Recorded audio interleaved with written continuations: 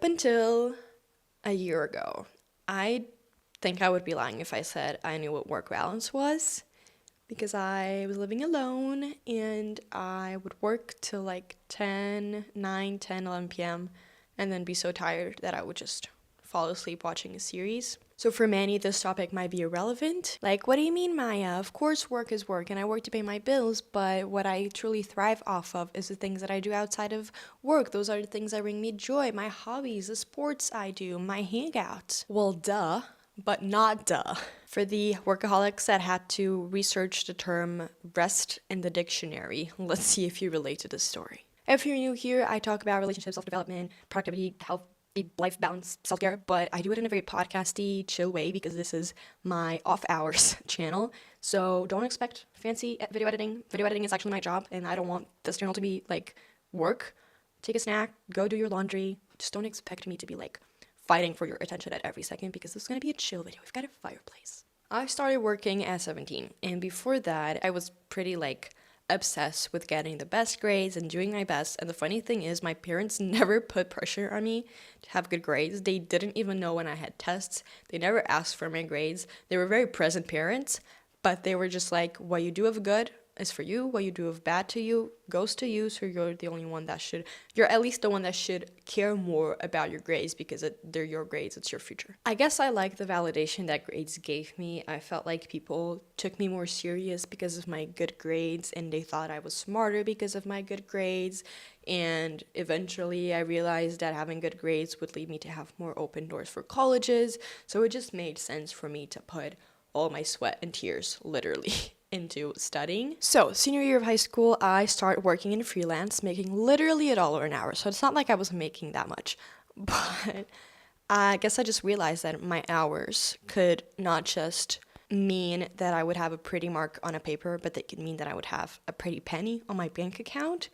And I think that was when I started attaching my value, not to my grades anymore, but to the amount of hours I worked per day. Then I decided to take a gap year after high school. My teachers wanted to throw me out of the window, and I guess I just had to prove everyone that I was right and that I was gonna make it. So I just worked my butt off during that gap year. It's been a few years, and even though I've never had like 60-hour work weeks, or I can't compare it to like the Wall Street or law people in New York that literally have no life, I do feel like for a long period of my life, all of my worth and fun and fulfillment was coming from my work, partially because my hobby turned into my work, my YouTube channel, and then I also edit for other YouTubers, so it's all like things that I really like doing, but also because I started, and this is very bad to me, but I started to struggle with seeing the value of spending time elsewhere. I was always like, well, if I could be working and progressing in my career and getting more clients and getting more money, then why should I be going out at night so that then I ruin my morning because I'm hangover and whatever. I don't regret any of that because I'm very happy with where I am right now, but I do see how it wasn't healthy. So I feel like for the past year, the whole life outside of work has been something that I've been trying to think about more because I literally did not know what my passions were outside of work. I remember before meeting my partner, I was one day into starting to learn how to crochet, and to me it just felt like the most random weird thing to be doing with my time. Like, why am I sitting on my bed at 9 p.m. learning how to crochet? Is this what people mean by work-life balance? Because I just could not comprehend in my brain why I should be doing things that are not productive. Now I see that it is as important to work as it is to rest, because if you don't rest, eventually you won't be able to work. To me, having 2 hours at the end of each day is much less than what most people do, was so much time, and I was always like, oh my god, I have 2 hours of precious time. What should I be doing with it? I felt like I needed this really special, cool hobby that I really loved, or else I would be wasting my time. And I feel like we're X minutes into the video, and the only thing I've done is talk about my personal experience, which is probably useful to any of you. So let's get into the useful parts of this video.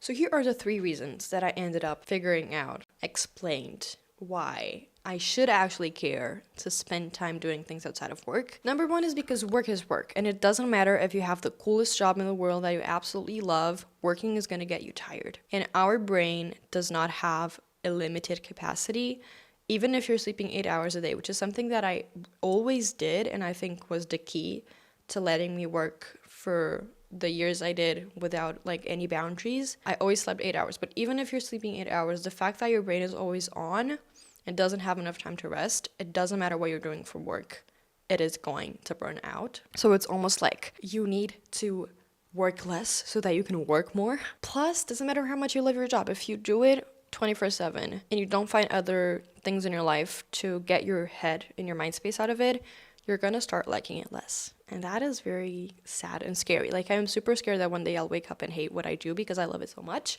And now I know that a thing I can do to make sure that doesn't happen is to actually do things that are not that. Number 2 is because life is made of a bunch of buckets, and our DNA is just wired so that we need to have each bucket a little bit filled in order to feel fulfilled and feel happy. Even if we think we don't, there's just no way around it. Life's made of friends, family, partners, hobbies, sports, food, travels, sleep, self-discovery, books, movies. A lot of people who fall in the trap of working super long hours are probably doing it because they want to retire early, or because they really want financial stability, or because they really need it in order to progress in their career. But what is very sad, and this happens especially in America, even though it's not just in America, but as someone who has experienced both European and American lifestyles, I can say that it's super sad to see a lot of my family members retire and not have the people around them to do the things they thought they would do when they retire, because maybe they're not here anymore, or not having the energy or the health to go travel. And the fact that we're always pushing the things you want to do in order to do them someday, working so much so that one day we can have a good, great, big house, and then we can like do X, Y, Z. But then when we have the big house, we want to buy super fancy furniture or gift our wives a fancy bag, or we just simply want to keep our job because it's prestigious, and if we stop working as much as we do, we're going to lose it. So we have to keep the space constantly, and we kind of forget about all the time we're missing with our loved ones. We forget about all the cultural fun events we're missing, or the things that would make us feel alive. Something else I found was that when I was taking those 2 hours off and I was still working weekends and still working late and working early, whenever I would get to like 9 p.m. and I was like, okay, I have 2 hours till I go to sleep, I was so tired and my brain was so tired that I just wanted to watch crap TV and not do anything or scroll on my phone, because I'm not gonna want to read like a super deep book if my brain is fried from like a 12-hour workday. Anyway, something I recommend you can do if you're struggling with this for now is to go on your weekly to-do agenda that I'm sure you have if you're a workaholic, and literally time block spaces for doing things that are not at the end of the day. So go onto your calendar and maybe at 6 p.m. book a Pilates classy, or text a friend to go hang out to a coffee shop, or just time block the time to read, or watch a movie that's on your to watch list that people have them saying is super cool but you don't have the time to watch. Put it on your work agenda, and this doesn't mean that you're not gonna work the 8 or 9 or even 10 hours a day. It just means that you have the task there and you cannot ignore it. You can, but it will be harder to ignore it. And the third thing is something that I can only talk for personal experience. What I noticed when I started taking weekends off and having a life outside of work, this is so sad to admit, is that whenever I went back to my work, I felt so much more creative, excited to work, energized. I could be tired from the activities I did the day prior, but my motivation to work was so much bigger because I had something to look forward to. I remember like a weekend that I didn't work and I knew I had something excited to work on Monday. I was looking forward to Monday, while as if I was working on the weekend, I would have done that work on Saturday or Sunday, and I would have never even like had the mind space to think about it or get excited about it. So here is a list that I noted down on my phone of things that you can do. I tried not being super cliche with like paint a coloring book, but it's also hard not to. Okay, number 1, buy a fun graphic design cookbook and have specific days of the week where you learn new meals. My partner just gifted me a Mexican vegetarian cookbook, and I'm gonna try and make a new meal every week. I know that he's gonna watch this video and be like, you haven't been doing that. I know I missed a week, but 2 weeks actually, but it's on my calendar. Number 2, watch classic movies. It's productive because you're becoming a more well-rounded person. See what I'm doing here, inverted psychology.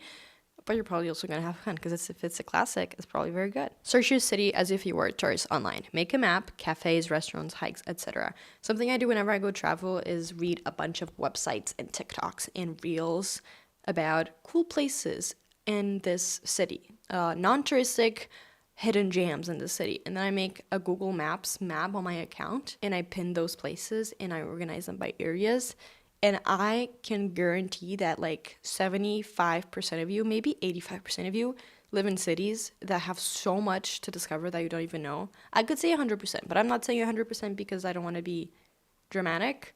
I live in a small town, or I used to, because now I moved and I don't live there anymore. But I lived in a small town, and still I found a bunch of things to do whenever I started dedicating more time to this. Next up, we've got scheduling game night.